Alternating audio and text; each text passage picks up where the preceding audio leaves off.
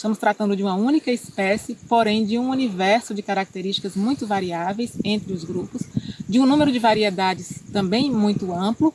Vários híbridos são lançados comercialmente e eles têm suas peculiaridades. O ponto de partida disso tudo, portanto,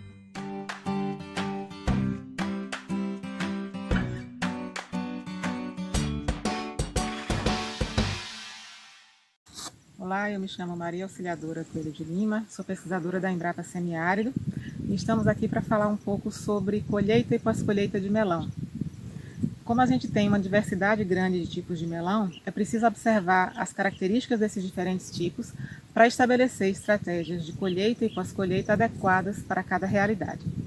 Então, essas diferenças estão associadas à fisiologia de cada fruto e esses elementos variam durante a maturação, sendo utilizados como indicadores de ponto de colheita.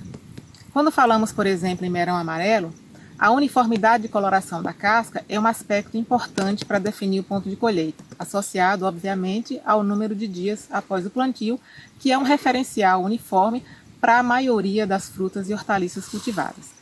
A partir de um certo estágio nesse desenvolvimento, começamos a observar as mudanças nos aspectos externos associados à coloração de casca. Em alguns melões, por exemplo, há uma perda da rugosidade. O rendilhamento que existe na superfície de alguns é alterado com o amadurecimento e, a partir daí, sinalizando esse momento de colheita. É preciso considerar que o ponto de colheita e o manuseio são fatores fundamentais. A escolha, por exemplo, de pessoas treinadas para realizar a colheita do melão, que possam manusear esse fruto com o cuidado devido, evitando choques e danos, isso é uma recomendação geral que vale para todos os tipos de melão. Cada vez que se impõe um dano decorrente de uma acomodação inadequada do contentor, ou mesmo de uma operação de limpeza de transporte que cause movimento brusco nesses frutos, traz um dano que naquele momento não é visível, mas que afeta uma região específica desse fruto, e a tendência ao longo do armazenamento do transporte é que isso evolua e possa muitas vezes causar uma região mais amolecida ali e a partir daí então ter uma vida útil mais curta para esse fruto. Então esse cuidado ele deve ser observado em qualquer etapa da cadeia e é preciso orientar devidamente as pessoas envolvidas, principalmente os colhedores, as pessoas envolvidas no transporte e que atuam nas etapas realizadas a partir da colheita, principalmente quando se tem uma estrutura de embalagem de frutas voltadas para um mercado mais exigente e distante do local de produção, para que esses problemas sejam amenizados e reduzam-se os índices de perdas. Além dos cuidados com o manuseio, as orientações devem também indicar para as pessoas envolvidas na colheita e quem vai orientar essa colheita, não só apenas os trabalhadores de campo, mas todos os profissionais envolvidos, é que cada fruto, cada mercado tem características próprias de qualidade.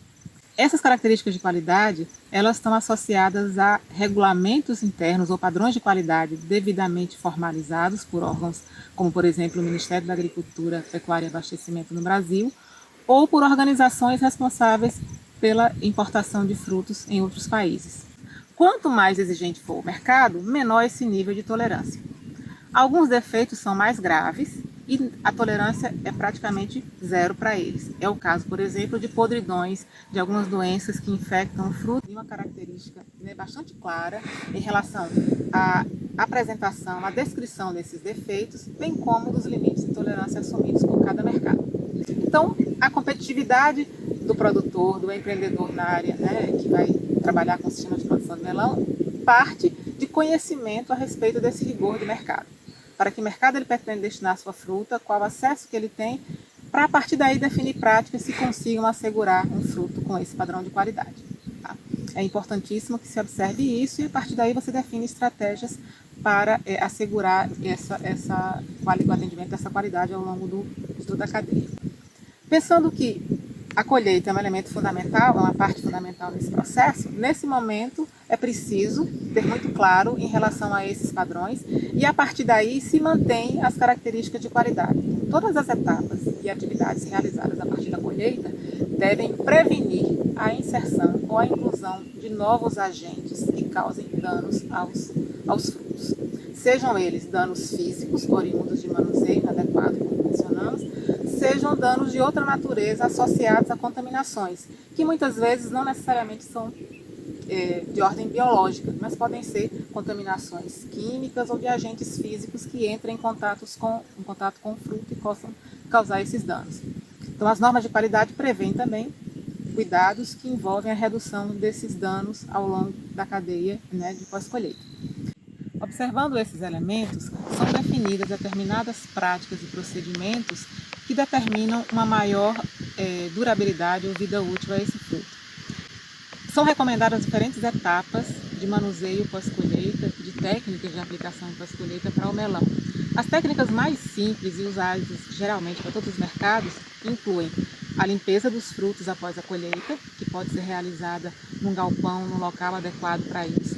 A ideia é que você possa retirar todas as sujidades que venham do campo, ofertando um produto já para a distribuição com características de sanidade mais adequadas, né, com segurança para o consumidor. A embalagem desse produto, que pode ter diferentes padrões também conforme o mercado, e a partir daí a distribuição. Então esse é um primeiro cuidado a partir do início da cadeia de pós-colheita. Chegando esse material, oferecendo essas condições, ele então vai ser submetido à limpeza e posteriormente a um processo de seleção, onde aqueles danos que foram observados de maneira mais geral no campo, eles são mais detalhados e aqueles frutos fora do padrão, com danos graves ou mesmo com danos leves, mas que atinjam um percentual acima do tolerável, devem ser descartados ou redirecionados para um mercado menos exigente, que é o que mais comumente a gente observa nas estratégias de utilização ou de oferta de um fruto para um mercado mais exigente. Como qualidade é um conceito amplo e envolve vários elementos, nós não podemos nos deter em uma única característica e precisamos avaliar o conjunto que envolve componentes de sabor, de formato e outras características, inclusive da própria firmeza do fruto, que quanto mais firme a polpa, a possibilidade de um armazenamento mais duradouro também existe, se associando tecnologias adequadas. Tendo então esse conjunto de observações, a gente teria todo um potencial amplo de oferta de um produto com qualidade diferenciada para o consumidor.